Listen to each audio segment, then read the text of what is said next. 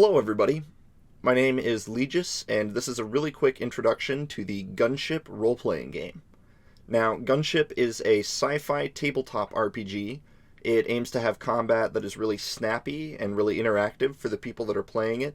The game is completely free, all of the rules are freely available online, and there are lots of customization options for your character. Whether it's low level or high level, in or out of combat, you have lots of choices that you can make to really flesh out your character and make it your own.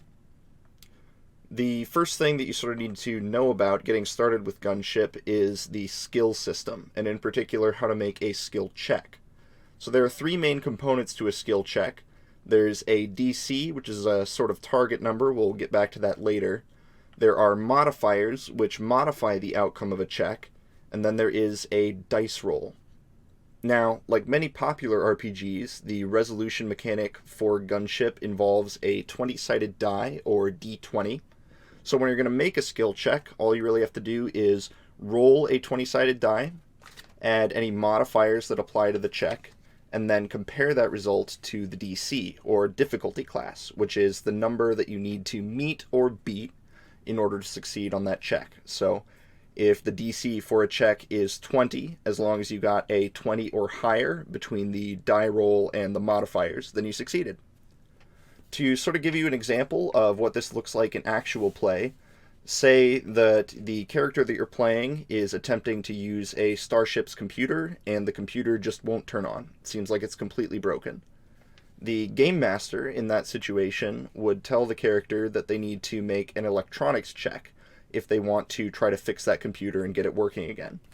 So the person playing that character will look up that character's bonus, that'll be on their character sheet, then they roll a d20, add the electronics bonus, and tell the result of those two numbers to the game master, who will then determine if they succeeded or failed. Now, succeeded or failed isn't a perfect description of how that situation would go down.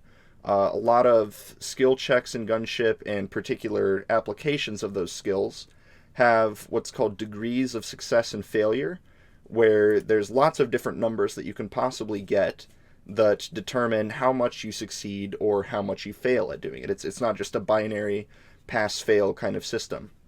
So you can imagine that if you're making a skill check and you get a result which is under the DC, but close to it, say probably within 5 is how a lot of these things go, you might make incremental progress towards achieving your goal.